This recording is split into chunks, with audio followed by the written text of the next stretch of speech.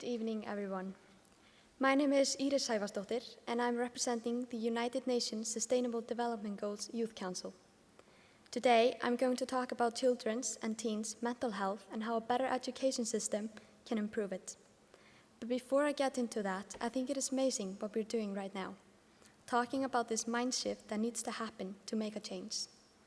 By implementing a well-being economy, we are making sure that the people in our country are at their best, as well as the planet we live on, so that future generations can also enjoy this beautiful planet. This new way of thinking will also bring us closer to our goal to be sustainable. By shifting our focus from mostly the economic system to the people and the planet, we are on the right track to achieving a sustainable community. That being said, there's still a lot of work that needs to happen, and one of that is improved mental health. Mental health is just as important as physical health, as it plays an important role in a child's well-being, development, and future success. Mental health impacts many different aspects of their lives, like their social, emotional, and academic functioning. According to the report of Rannsókn og Greining published in 2021, it is clearly possible to see that the mental health of students at the junior college level has been steadily declining in recent years. In 2004, 78% of students considered their mental health to be good or very good, but in 2021, it was only 45%. That massive decrease in just 17 years is a big concern.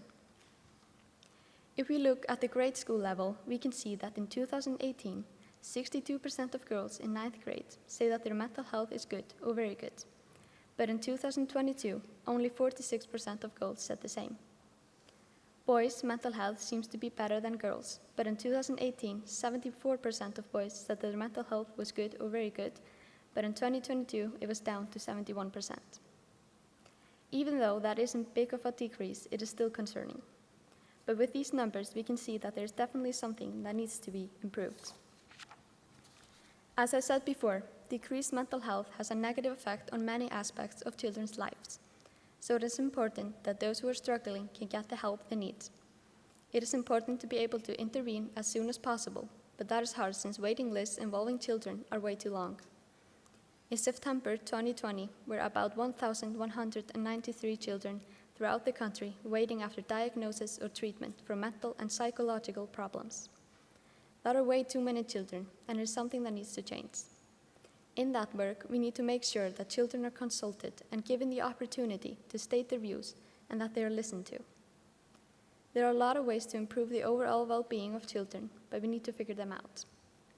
That is where the education system comes in. Children and teens spend a lot of time in school, and school plays a vital role in a child's development and has a significant impact on different aspects of their lives. Today's education system appeals best to the ordinary student who doesn't have any academic difficulties and enjoys going to school, but that is far from being everyone. As I just stated, way too many children are dealing with different mental difficulties, and without the right help, it can get really hard to do all kinds of things, like go to school. By creating an education system that is more individualized, we can make it appeal to everyone. It would be good to encourage teachers to let their students have more control over the assignments they submit so that they can choose something that plays along with their strengths, and to make it more enjoyable and help build their confidence.